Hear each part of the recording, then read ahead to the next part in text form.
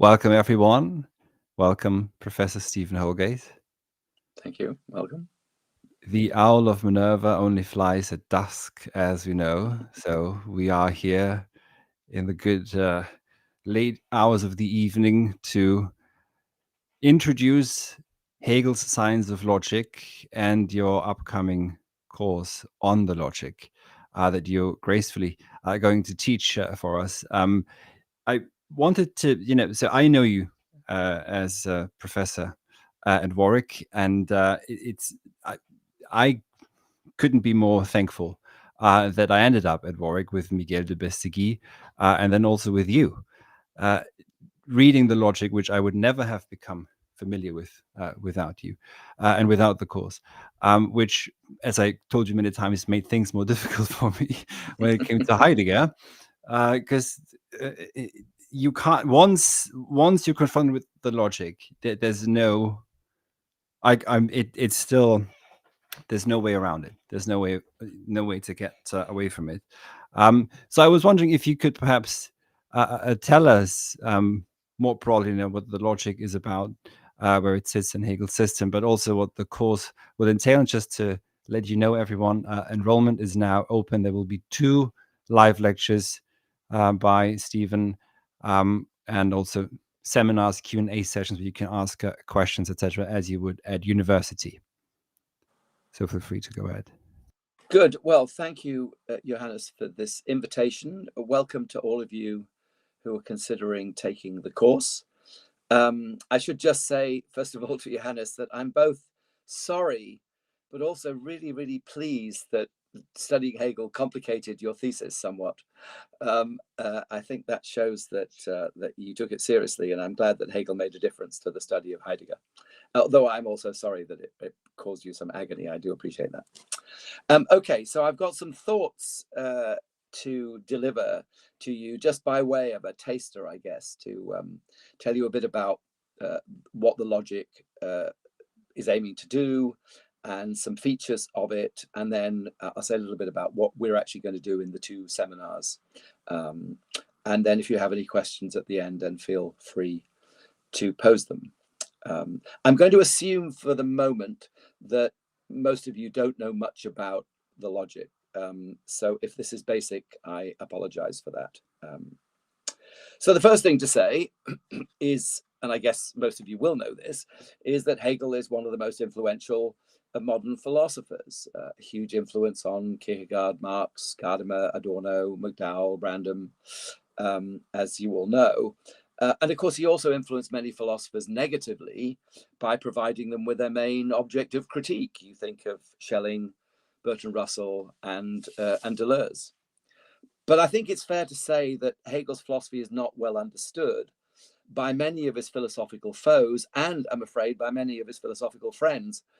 Hegel is perhaps best known for his phenomenology, but the core of his philosophy, as far as I'm concerned, is his logic. And I would say this is probably the least well understood part of his not very well known philosophy. I mean, possibly the philosophy of nature is even less well known. So this online course aims to help you understand what the aim of Hegel's logic is, but also I hope it will help you understand how to read certain sections of Hegel's great book without too much bewilderment. I mean, there'll be some bewilderment, that's unavoidable, I'm afraid, but I'm hoping that that through this course that you'll not only understand what's going on, but actually be able to read certain passages and make sense on your own. Now, the project of the logic is actually fairly easily stated. It's to derive the basic categories of thought from thought itself, without assuming in advance that we always already know what it is to think. Hegel agrees with Kant that all everyday experience is shot through with categories. So we say there's something on the table, or we can ask what caused such and such an event to happen, or how big is that tree? But we don't reflect always that something, cause, and size or quantity are categories that have their source in our thought, and are not simply read off empirically from our perceptual experience. Equally, we don't always realize that we can understand such categories more or less well. We're so familiar with them that we don't think that we might not fully understand what it is to be something, what it is to be a cause, or what quantity is. Indeed, not only do we not always understand these concepts fully, we can actually misunderstand them, and we can misapply them to certain objects. So we can say, for example, that the brain causes the mind to think in a certain way without necessarily reflecting that the brain and the mind might not be the kind of objects that stand in any causal relation to one another. So the task of Hegel's logic is to derive these categories of thought from thought itself, and thereby, hopefully, to understand them and their role properly. And in this project, Hegel follows both Kant and Fichte. Hegel slightly younger than they, well, quite a bit younger than Kant, but is following in their wake. Kant thought that we should derive the categories from the fact that we make judgments. So we say things like, S is P, this is that, the rose is red, or S is not P, or all S's are P, or some S's are P, or this S might be P, or this S must be P. And Kant thought that from these forms of judging, ways of judging, we can derive categories such as reality, negation, possibility, necessity, and so on. Hegel argues against Kant, however, that we can't simply assume that thought is judgment without further examination. Nor indeed can we assume, as Fichte argued, that thought is the activity of an I in relation to a not I. For Hegel, if we're going to discover the basic categories of thought without assuming that we already know how they are to be conceived, then we must begin with nothing more than what Hegel regards as the simple being of thought itself. So Hegel begins by setting aside all we usually take for granted about thought, not by rejecting it out of hand, but by suspending all our assumptions about thought to begin with. So we suspend the idea that thought is judgment or syllogistic reasoning, or that it rests on the principle of non-contradiction. And Hegel thinks that this leaves us with nothing but the bare being of thought itself. So this is somewhat like Descartes' cogito, but without the I.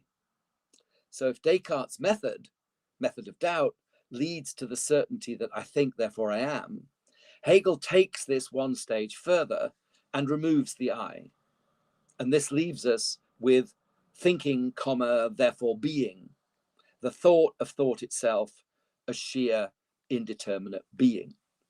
And so the first category with which the logic begins is the category of indeterminate being. And it's important to see that as the result of this process of setting aside, suspending, abstracting from all that we normally understand thought and indeed the world to be. And that reduces thought down to bare being. As I say, the easiest way to think about this, I think, is to go through Descartes' cogito and just to go that one stage further and get rid of the I, and then what do you have left? So that's where Hegel thinks the logic can begin. And you can then situate Hegel in relation to other thinkers. So Spinoza begins with substance. Kant, in terms of his derivation of the categories, begins with judgment. Fichte begins with the activity through which the I thinks itself. Hegel begins with the thought of thought as pure indeterminate being. From this idea of, or concept of sheer indeterminate being, Hegel then sets out to derive the basic categories of thought, a project that takes him, I'm afraid, about 800 pages. Now, on my interpretation, and I have to say other interpretations are available, this is not universally shared, But what makes Hegel's logic distinctive, and what I think makes it still important and a live way of doing philosophy, is that the logic is systematically presuppositionless. So it begins from no determinate assumptions about thought, no laws of thought, no principles of thought, not even, it should be noted, dialectic. Hegel doesn't assume dialectic at the beginning.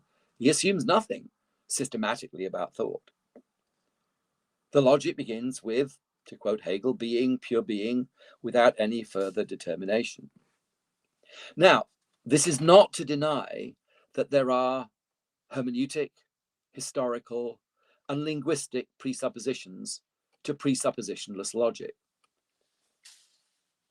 So, the hermeneutic presuppositions would include, for example, the fact that in order to do the logic, one must be prepared to suspend all presuppositions. One must be interested in discovering what the categories are, interested in the project of trying to understand what it means and should mean to think. Without that hermeneutic background, then one couldn't engage in presuppositionless logic. Hegel also thinks there's a historical presupposition to presuppositionless logic, and that can be understood in two ways, I guess. First of all, Kant's idea that we live in an age of critique, an age that is meant to be critical of the principles in terms of which we think, that shouldn't just take things for granted and randomly assert this or that in philosophy and politics or whatever. And Hegel thinks, probably slightly misunderstanding Kant, if one's going to be fair, but Hegel thinks anyway, that being fully self-critical means not to take things on authority, not to take them for granted, not just to assume we know what the categories are and what thought is. And so that leads him then to the project of presuppositionless logic. The other historical presupposition is a sort of a broader one, really, which is that of modern freedom, which Hegel dates, I suppose, to the Reformation, and then he sees that gaining momentum throughout the 18th century in both philosophy and in politics and religion. We see this in Rousseau, we see it in Kant's own philosophy, we see it in the French Revolution. And again, Hegel thinks that freedom, particularly if you, let's say you start with Kant and you think of Kant's moral philosophy, freedom involves the activity of self-determination. Well, for Kant, it's more self-legislation, but in Hegel's retelling of that Kantian story, freedom involves self-determination. Again, not taking things on authority. And so not assuming the authority of formal logic, the law of non-contradiction, and so on. So again, that gets us to the same point. So there are hermeneutic presuppositions to presuppositionless logic. There are historical presuppositions. And the last one, which I think is important, is language. Hegel thinks that thinking doesn't happen behind language, it happens in language. And we've got to be able to operate with words like no, without, so and so on, in order to be able to formulate the opening idea of being, pure being, without any further determination. You've got to have some idea of what being is to begin with in order to abstract away all that we normally associate with being.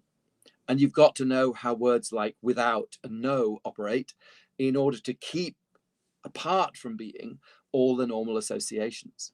So if we couldn't do that in language, we couldn't formulate the thought of pure being and get the logic going. Okay, so logic has presuppositions, hermeneutic, historical, and linguistic. The point is, from Hegel's point of view anyway, it has no systematic presuppositions, no presupposed principles, no method either. And that is important to bear in mind if you hear people talking about dialectical method, particularly philosophers who might think you can take dialectical method and apply it to some other object other than just pure thought. Would there be an example? Well, I suppose possibly Engels. I mean, without doing an injustice to Engels, dialectical materialism purports perhaps to be a dialectic. I will excuse Marx from this because I think Marx is closer to Hegel in thinking of dialectic as being immanent to the matter at hand. Yeah. So that's crucial. So I wouldn't so I'd keep those two possibly apart. Okay, so no presupposed method. So then that raises the question: well, how on earth does the logic proceed? How do we move from one thought to another? If there are no rules of thought to guide us, how are we to think when we consider pure being? What are we to do? What is the method of speculative logic?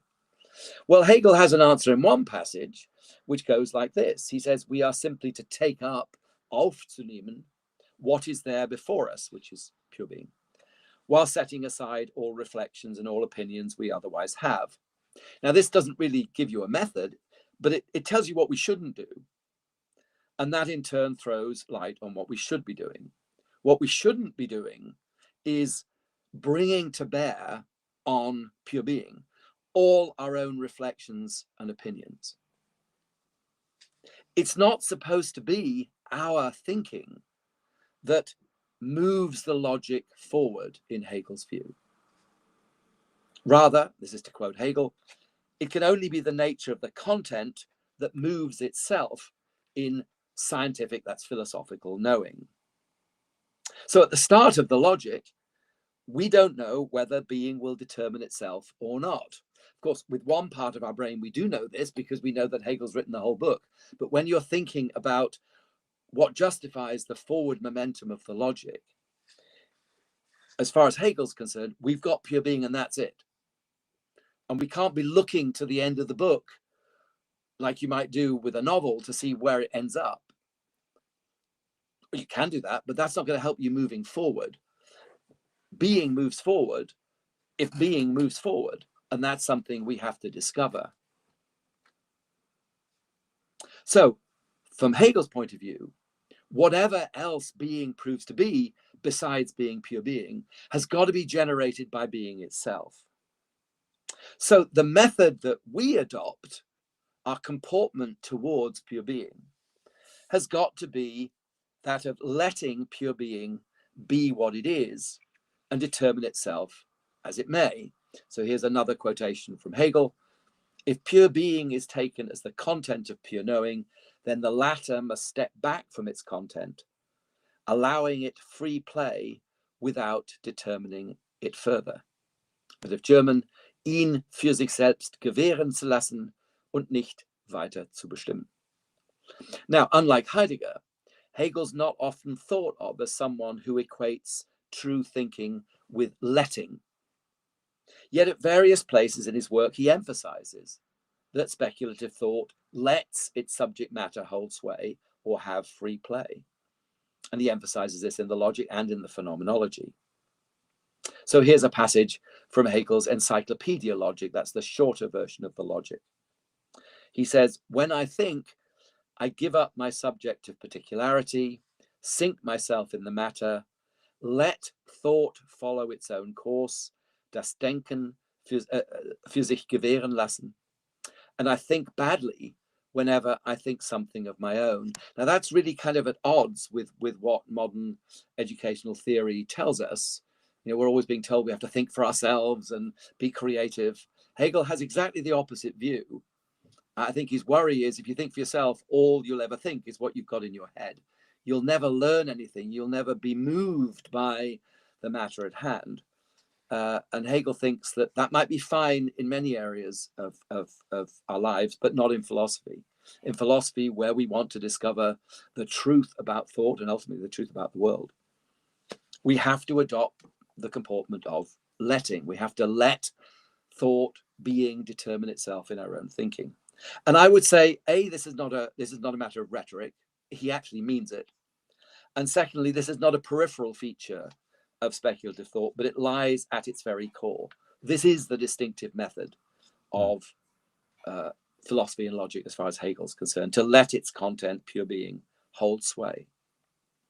Now, there's another passage I want to read to you because it injects a word that's very important and that we don't normally associate with Hegel, and it comes at the end of this passage. Philosophical thinking proceeds analytically in that it simply takes up its object, the idea. That's a technical term that you don't need to worry about at the minute. It means reason. and lets it go its own way, dieselbe gewähren lässt, while it simply watches the movement and development of it, so to speak. To this extent, philosophizing is wholly passive. Now, it's that word passive that I think is interesting, because we tend to think of Hegel with Fichte, with Marx, with Nietzsche as being advocates of activity. And that is true in some respects. Hegel is an advocate of activity. But in philosophy, passivity is what is crucial. We've got to let thought unfold itself. And that's not easy. In fact, it's one of the hardest things to be able to do. So we have to be active in our passivity. And there are two ways in which we are active. One is simply holding ourselves to being passive, which is harder work than one thinks, because inevitably when one reads Hegel or any philosopher, there are little voices popping up in one's head that say, but surely Wittgenstein said, Aristotle said, but Yes. this can't be true. So that's one thought. But there's another aspect.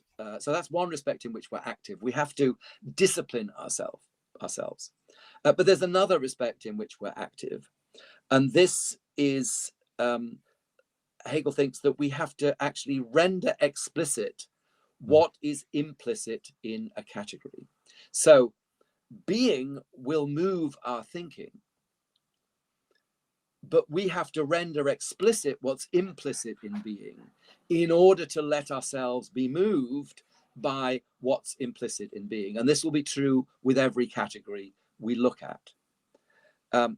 Hegel himself puts the point like this.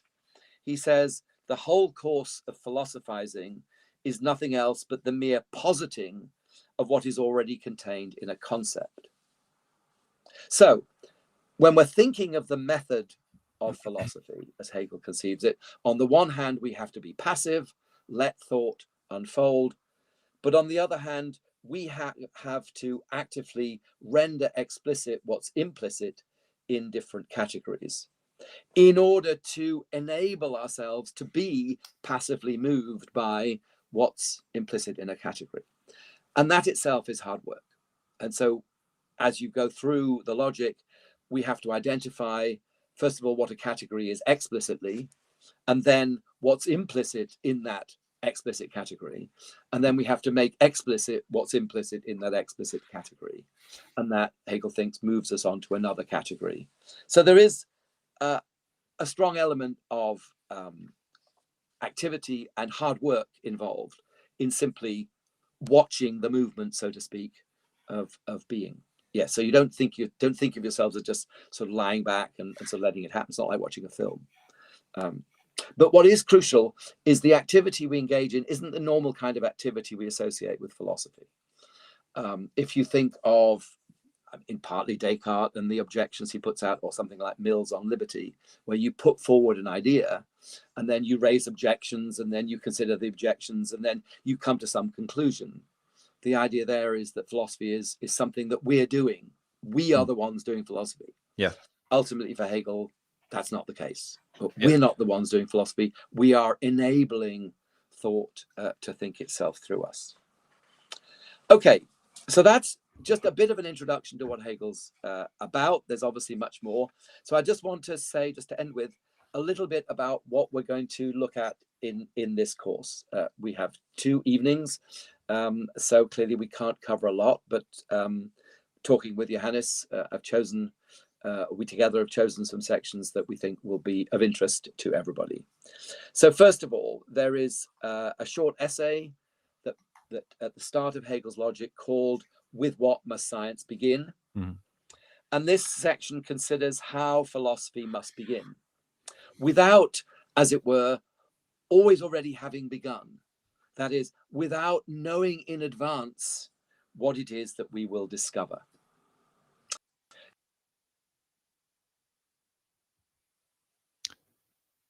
Okay, I think you just dropped for some reason. Maybe due to the connection. He's right back. Okay. Oh, sorry. I do apologize about that. I don't know what happened there. You're back anyway, sir. Okay. Apologies. Let me go back to start this a little bit again then. So what are we going to look at in this course? The first part will be the section with what must science begin? And this is Hegel's thinking about the nature of beginning, and he considers Fichte's beginning and other beginnings. But this gives you the gist of what Hegel's got in mind. So this is from the Miller translation, if you have access to it, page 70, and it's about 6 lines down. Don't worry if you don't have it, because you will have access to this, I think, when we get to the actual course. Yeah. So Hegel writes, thus the beginning must be an absolute, or what is synonymous here, an abstract beginning.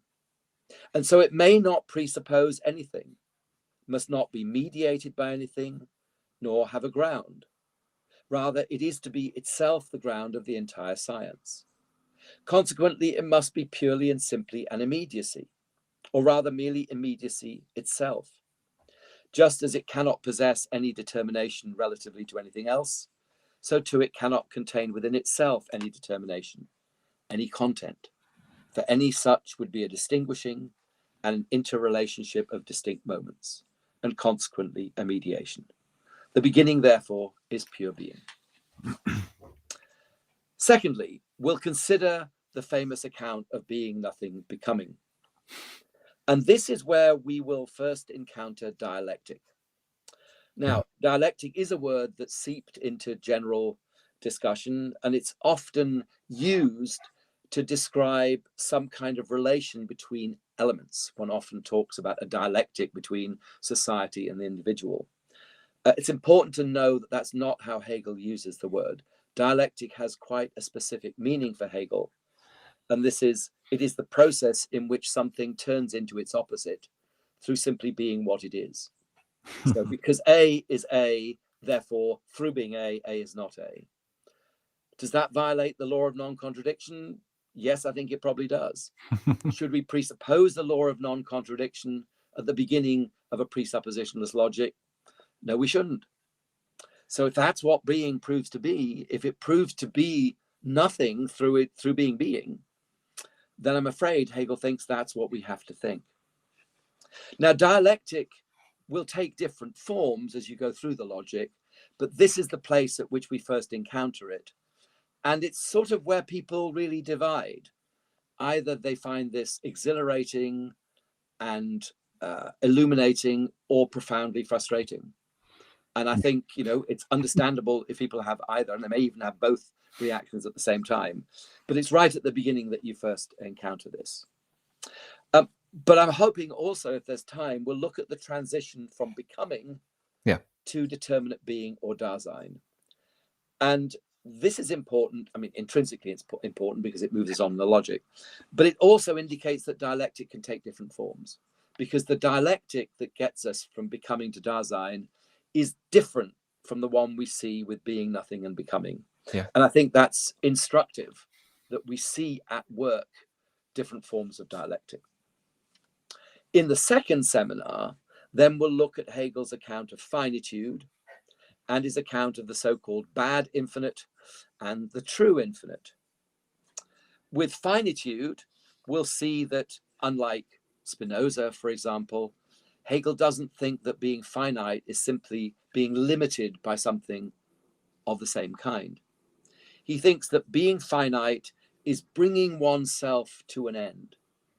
So finite things die, as it were, simply through being alive.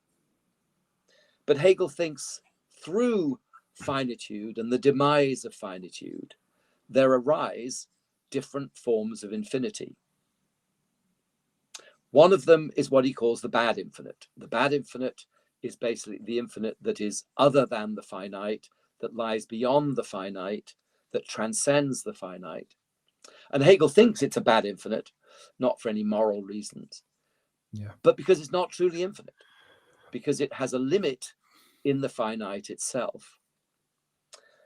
So one of the lessons then that comes out of Hegel's account of infinity is that true infinity does not transcend the realm of the finite. It is rather the process in which the finite themselves are moments.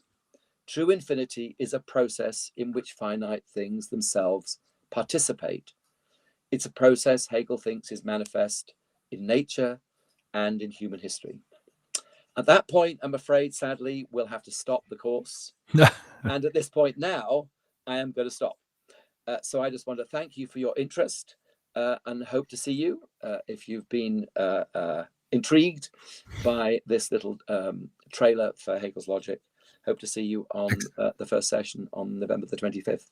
Thank you. Thank you. Stephen, do we have time for a couple of questions?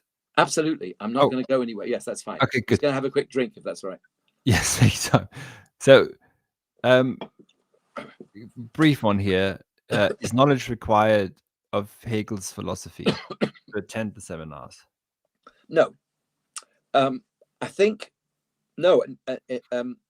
In fact, in some ways, and this is not meant to be cute by saying this, if the logic is meant to be presuppositionless, then obviously at the start, we know absolutely nothing about where it's going to go or what's going to happen after the logic and so on. So clearly, let me be realistic. If you know a little bit about Hegel, then you will have some idea of the kind of way he thinks. If you know a bit about Kant, for example, that might be helpful. But no, you do not have to know anything about Hegel's philosophy to attend the seminars. And I'll do my best to explain things as clearly as possible. And remember that, the teaching I do at the university, I mean, at some point, these students have got to encounter Hegel for the first time. Yeah. And for a long time, they did so through me. So you shouldn't worry about that. And let me also just say, in addition to this, if there are things that I say that are just, maybe go too quickly or too complicated, then I'm always happy to repeat them for anyone's benefit. Excellent, thank you. Which book of Mr. Houlgate would be a good starting point to begin with Hegel's philosophy? I should say the opening of the Logic, but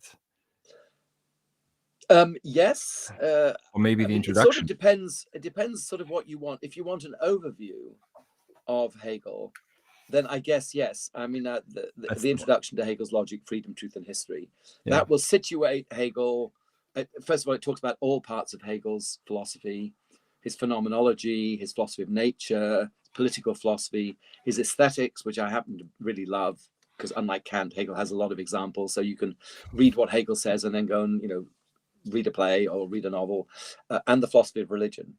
On the logic, then maybe the opening of Hegel's Logic. I mean, I have a bigger book that I just published a few years ago called Hegel on Being. And I absolutely do not expect you to read all of that, because that's as long as Hegel's Logic is.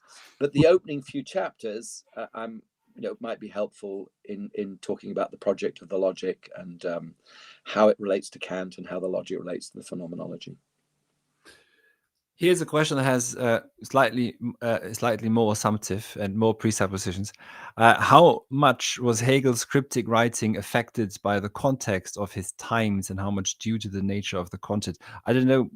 Cryptic, it's difficult, but not cryptic, I would say. But well, I know what you mean. Let's start with the content, or let me sort of back up slightly. Hegel is very different from Kant, and indeed different from Adorno in the 20th century, in that he tries to use ordinary German vocabulary as much as possible. Now, I realize if we're reading it in English, that's not much help, but nonetheless, his task was to try and teach philosophy to speak German. And in that, he is following Fichte partly.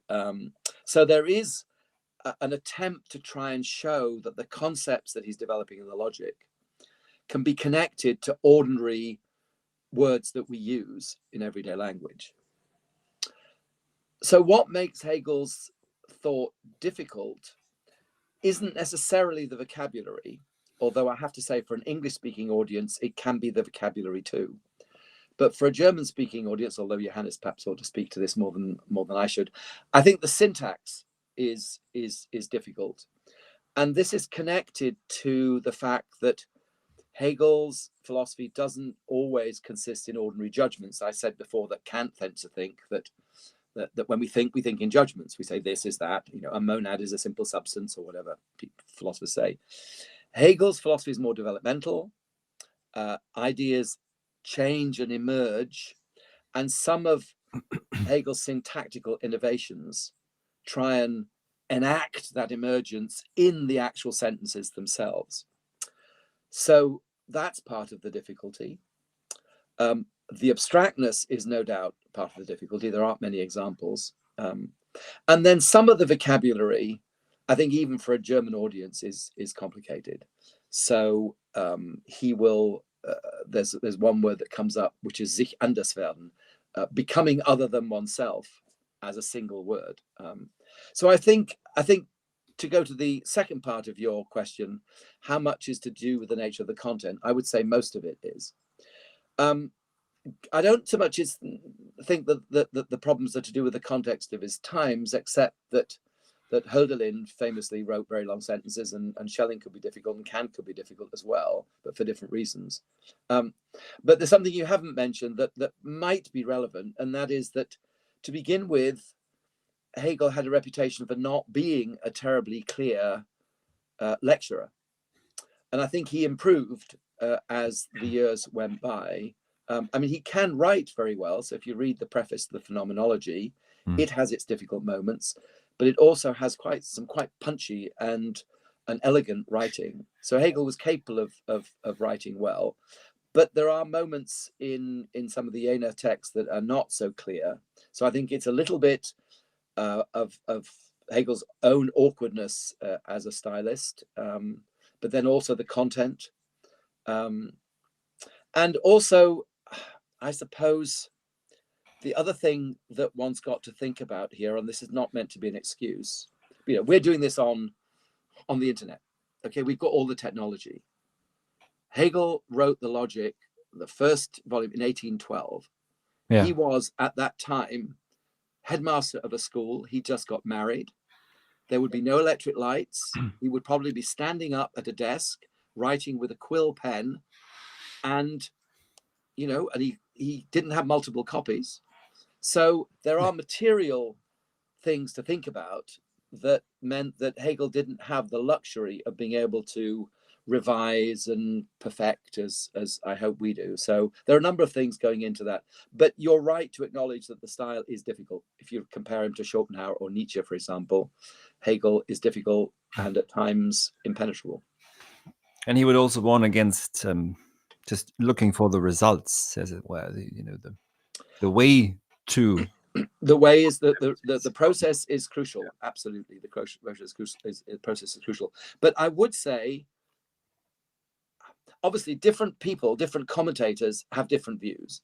Yeah. And the Hegel world is a nice world to operate in that we all disagree with one another, but we all tend to get on with one another. I don't think that in 40 or however many years I've been doing this, that I've ever fallen out with anybody. We all get on, but we have very, very different views, because we all acknowledge how difficult it is. And the difficulty stems from exactly what you've identified. Even the experts, I can spend quite a long time poring over sentences, and then by the end of the day think, well, I'm not completely sure I know what's going on here, but I'll have a go. I'm hoping the material we look at won't be that bad. So don't worry. Marin is in the course, the person who asked the question. So. All right. Okay, good. Yes. There'll be more opportunities. So Apeiron asks, what do you think of Trendelenburg's claim that Hegel's dialectic depends on intuition? For example, in a shift from being to nothing, but pure negation would yield only not being. Well, I don't agree with that. I think Hegel's logic is a work of thinking. However, that thinking is identified by Hegel with intellectual intuition, in the sense that Hegel thinks that through thinking, we bring being to mind. That was something I didn't really talk about in my little introduction, because there was enough to pack in there anyway. So if you think of Kant, Kant thinks that we need two components in order to have cognition. We need sensuous intuition, need things to be given to us through the senses, and we need concepts in order to think of those things as objects. And if we took away the sensuous intuitions, then the most that our concepts would yield would be the possibility of something. So Kant's example of the $100, I can think of $100 and they're not there. I've just got the possibility of them.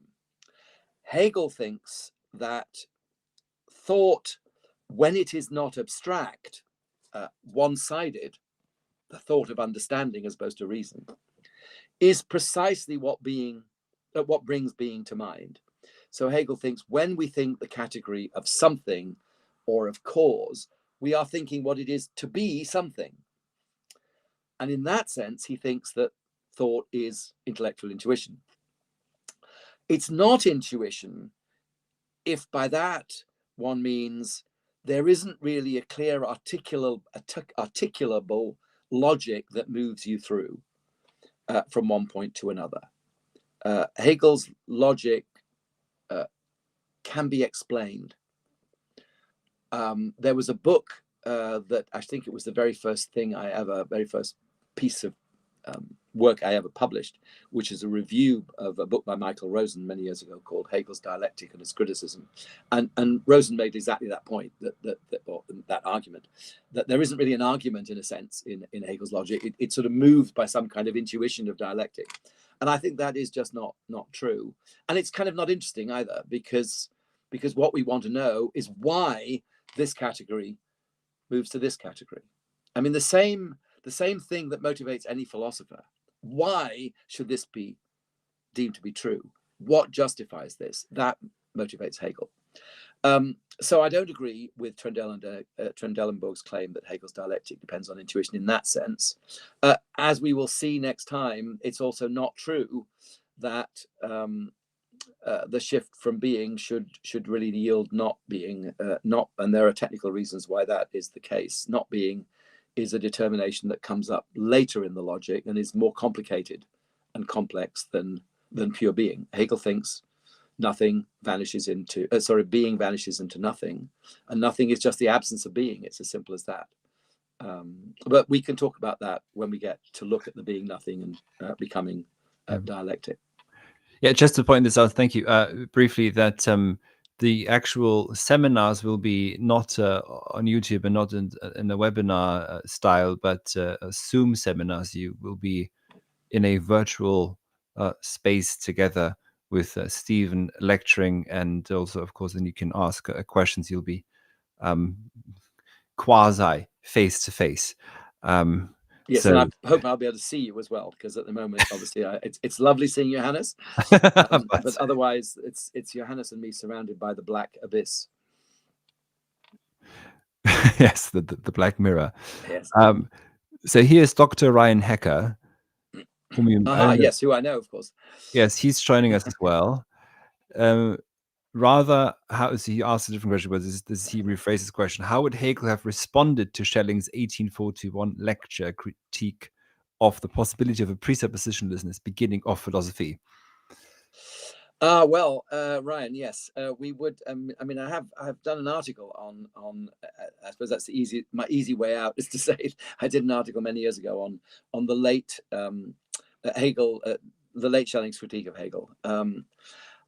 Okay, I think the problem is that Schelling, even before 1841, really, sort of in the 1830s as well, doesn't take Hegel seriously. I mean, I think this is a serial problem among post-Hegelians, and let's consider Schelling a post-Hegelian, that they know that Hegel talks about presuppositionlessness. But from Trendelenburg to Feuerbach to Schelling to Nietzsche to Heidegger to Gadamer to Deleuze to Derrida, well, Derrida is the one who gets closest to taking him seriously. They don't take it seriously, so they don't really know what even Hegel means. So I think Schelling's critique is twofold, as I understand it. It's partly that Hegel's so-called presuppositionalist logic has to make various presuppositions, particularly about existence, for example. And some of that is kind of obvious. Hegel wouldn't disagree with that, as I said before. I mean, there are presuppositions to presuppositionalist philosophy. The other critical point that Schelling makes, and perhaps more in the lectures on the history of philosophy, is that there isn't really the dialectic that Hegel thinks there is between being and nothing, because pure being is always already nothing in the first place. So nothing's vanishing, nothing's disappearing.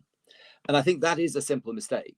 So I think there are aspects of Schelling's critique of Hegel that are just a mistake, and other aspects in which it sort of depends exactly the kind of weight Schelling's giving to his critique. If he's simply pointing out that there are certain, if you like, existential presuppositions to doing presuppositionless logic, well, Hegel wouldn't have a problem with that. The question is to what extent those preconditions actually interfere in and guide the logic. Now, Hegel thinks they don't. Schelling, I think, thinks they do, because with Trendelenburg, Schelling thinks that concepts don't move. Whereas, and the beginning of the logic is a good example of that for Schelling. You need potencies, you need anticipations, you need the potential for all of the things that Hegel thinks, no, you don't need. The point about pure being is that it itself vanishes in being thought. It's not that our thought simply moves from A to B, but the concept itself vanishes in being thought. Now, that kind of movement inherent in a thought itself, a concept itself, I think Schelling rejects. And I guess I would push back on that. The other point on the Schelling, I think, is that from Hegel's point of view, Schelling looks like he's making his own assumptions about the relationship between existence and thinking, between the positive and the negative. So Schelling misses, for example, the parallel there is between the beginning of Hegel's logic and one of Schelling's own thoughts. So Schelling makes the distinction between what something is, which obviously we can articulate in concepts, and that it is, the das, the very that of things. Now, you can understand the being at the beginning of the logic to be precisely that. Pure being is not a what, it's the simple that, the das. But Schelling can't see that. So Schelling misses the extent to which there are actually certain points of connection between himself and Hegel. Anyway, I don't know if that'll help, but all I can say at the minute. Here's a question from Harris, who's also already signed up for the course, by the way, which I think fits quite well here. Does Hegel regard bad infinity as a dialectical error? No, I don't think so. It's a necessary category, and there are forms in nature and in human existence that exhibit the bad infinity. So no, that's a very good question. I think the dialectical error would be holding on to bad infinity as the ultimate truth about infinity. In fact, this is really true of all the categories. The error is not in the category, it's in regarding that category as being somehow exhaustive. So the bad infinity has two forms. It has the form of a simple beyond, there's the finite and the infinite, and then it has the form of what he calls the progress to infinity, where you go on and you go on. And Hegel actually thinks that progress to infinity is exhibited, for example, by time and space. It's exhibited by the series of numbers. It's exhibited by the sounds. And bad infinity is an interesting one. This would take a bit of explaining, but there's some sense that Hegel might regard light as a kind of naturalized bad infinite, in that he regards light as having, at least in its phenomenal form, we're not talking here about quantum mechanics, but in its phenomenal form, light has what Hegel calls a certain self-identity to it, but it stands over against the material things that it illuminates. And that's very close in structure to the bad infinite. And of course, for us, consciousness too. Consciousness, insofar as it regards itself as having an identity of its own over against the things that it knows, is an embodiment of bad infinity. So yeah, good question. And I would say no, bad infinity is not a dialectical error. It's a category that is embodied in various ways in nature and in human existence. Maybe a final one, because you've been very gracious with your time now. Hegel said that he would rewrite the logic 70 times if he could. If the way Hegel proceeds is letting thought itself guide us, would it then lead to a different book each time? Well, I hope not, because that would be an awful lot of work. No. So I think one's got to, I think there are different things to be said about this. Hegel makes a remark in the introduction to the logic, which makes it clear that he thinks the method, insofar as there is a method, as I've articulated it, he thinks that is the true method, and there's nothing, there isn't, if you like, a further way of thinking that is going to be more free, more self-critical than systematically presuppositionless thinking. So he thinks he's got that right. And of course, maybe that's the wrong way of putting it. He thinks that is the right way to think.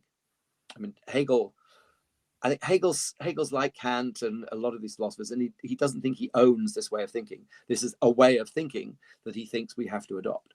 So he thinks the method is right.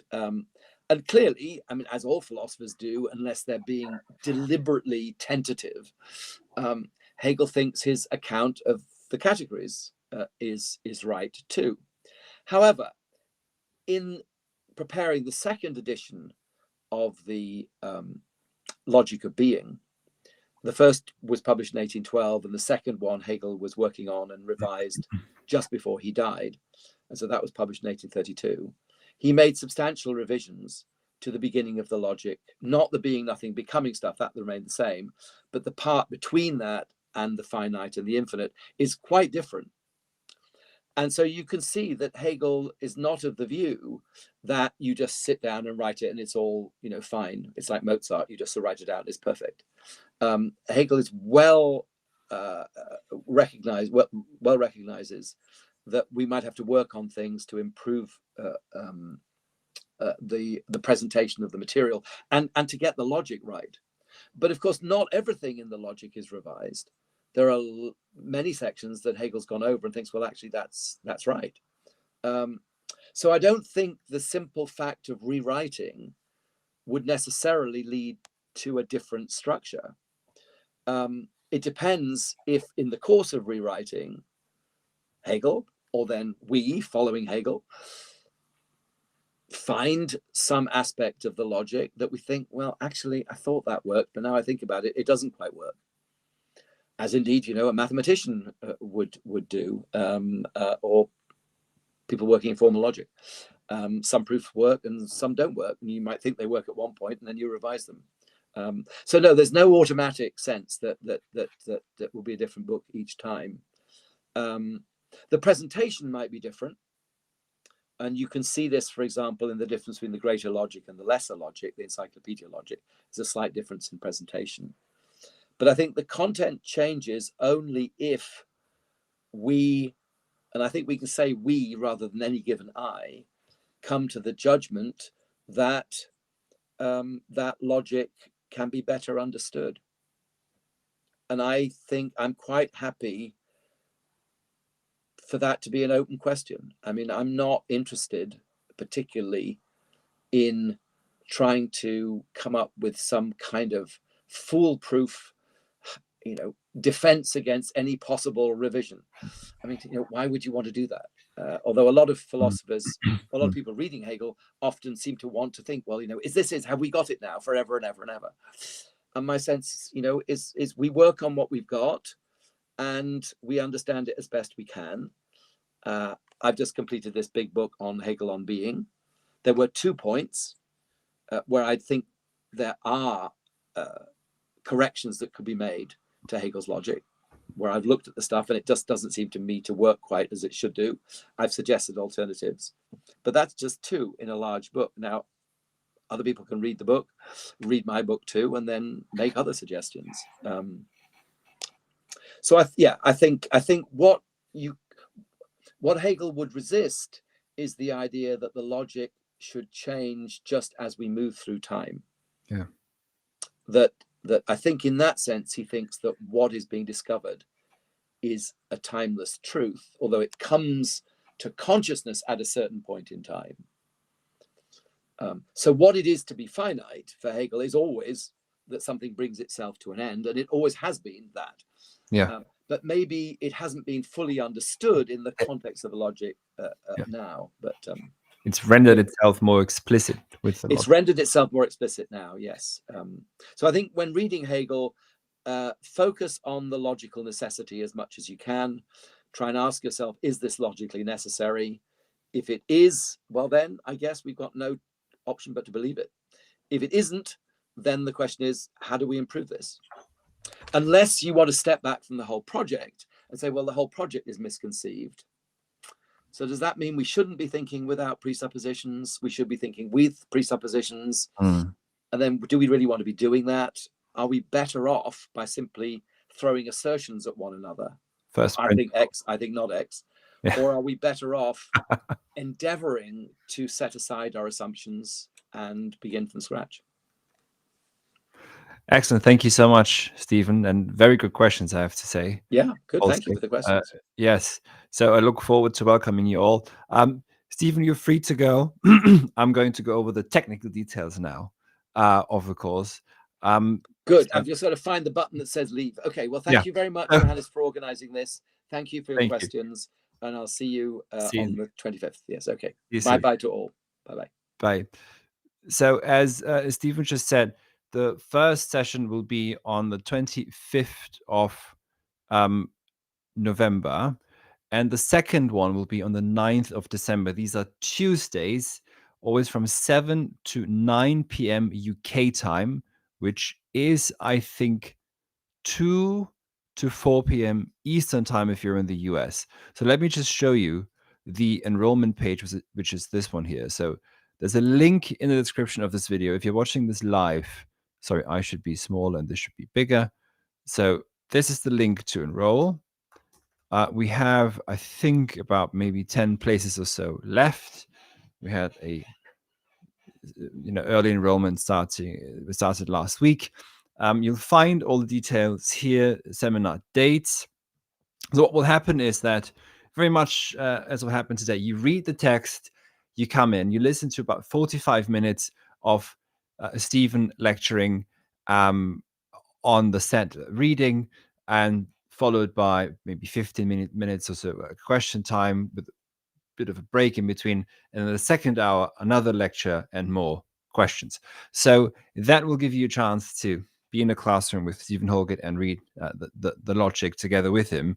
And also, we'll ask you questions, take notes. We're going to record these sessions so you can come back to them later again. Just listen to those lectures again. They'll be available for you on Teachable, which is the platform that we use for these courses.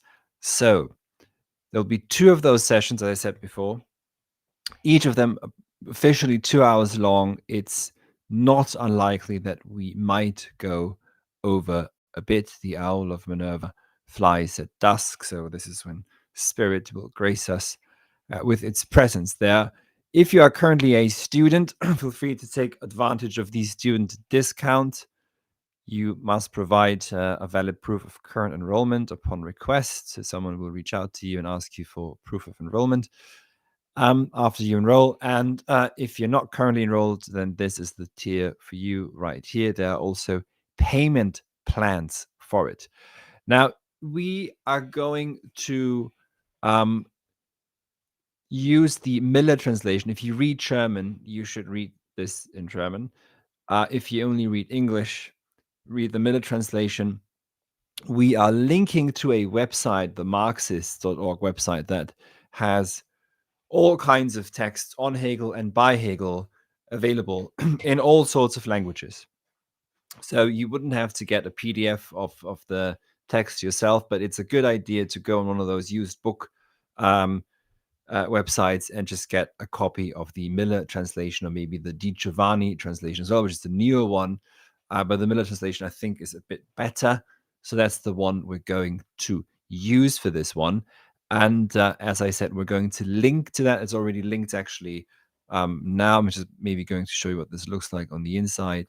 So So currently we have about 20 people enrolled, and if you'd like to join, now we have about 10 or so places left. Let me just show you what this looks like on the inside. So this is then the course. You'll find the Zoom link here, which I'm not going to open now, of course. So it links to this website here. Yeah, so you see what the set readings are, and you'll find the readings here if you just follow the link. There's also a couple of handouts that you can download with additional quotes from Hegel and Fichte and Schelling and others. So there's 2 handouts for the first seminar, and there's one handout for the second seminar. As I said before, as Stephen mentioned, we're going to focus on being, nothing, becoming, and with what must science begin, and then the good and the bad, infinite. And everything in between, of course, as well. As if you want to read further on in the logic on your own, you should come prepared with questions and raise those questions. As you can see, Stephen Houlgate is very generous with his time. So we agreed to half an hour. We've now spent an hour together. So I will assume that probably the sessions will be about 2.5 hours long. And if you can't make the whole 2 hours each week, that's fine. Just come in, for an hour and listen to the rest in the recording. That's absolutely no problem at all. And of course, you'll just retain the access to the recording. Now, I am not going to respond to any of the questions here that you raised, because that's for there's a couple more here. So I would invite anyone whose questions we weren't able to get, just for time reasons, to sign up, and of course everyone else as well. I'm very glad that Stephen has agreed to do this, and who knows, perhaps there will be more next year or in 2 years or so. But this is it for now. He is quite busy, so and I'm glad that we could actually get him to do 2 full lectures, as you would if you were a student at Warwick, which I was fortunate enough to be many years ago now. And it's not let go of me. So if Hegel is all about letting go, this has not let go of me yet. So again, there's a honorarium that we kindly ask you to pay to join the course. If you're a student, there's a student discount. There are payment plans on here as well. Payment plan for Hegel lectures, payment plan for the student discount. And then you click enroll. I can see here here's the British spelling, here's the American spelling. You'll find loads of details on Houlgate's life work here. If you're interested in his books, I mentioned this book here before. He mentioned this as well. So this is really a good introductory book to get on Hegel anyways, regardless of whether you're joining the course or not. An introduction to Hegel, which comes highly recommended by Stephen Houlgate. And if you'd like to get deeper into the logic, I'd recommend the opening of Hegel's Science of Logic. Apart from that, I think Stephen said what was most important is that he takes very seriously presuppositionlessness for all the reasons given. And there is so especially when it comes to the so-called the notion of Hegelian dialectics. If you come and take this course, you'll walk away from this whenever you hear someone talking about Hegelian dialectics as being thesis, antithesis, synthesis, you'll know they have no idea what they're talking about. Couldn't be further from it. I mean, Hegel even ridicules this notion because he finds it in Fichte and finds it rather simplistic. So the Hegelian dialectics gets thrown around, especially on the internet, to no end, but it misses the point. And so, as Harris asked before, is there sort of an error? There is no error. That's not to say that the true and the false are the same, that there's always something false in the true, but know that the process of the concept rendering itself explicit renders also its otherness explicit. And I think where perhaps just to add a few things on what it is, I think Hegel actually achieves in the science of logic is to render explicit for the first time what it is that philosophy has actually always already been attempting to enable thought to say. So it's the first complete rendering explicit of thought. So the question is it true or false? Is it correct or incorrect? That's not the question. This is what thought, European thought, Occidental thought, Western thought, etc., thus far has been grappling with. And it's now rendering itself explicit. So Hegel is able to reel in, to bring in all the presuppositions of thought through presuppositionless philosophy, not just working from first principles, etc., or assuming a sort of there's this ghost-like metaphysical entities swirling around somewhere in another world, or a one substance doing something somewhere. None of this has to be presupposed here.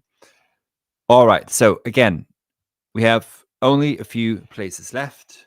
The time to enroll is now. We begin in 13 days on the 25th of November. We have a week off then in between, which gives you enough time to read on.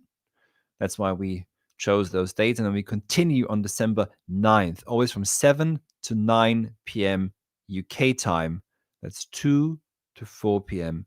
Eastern Standard Time. We're going to record all sessions,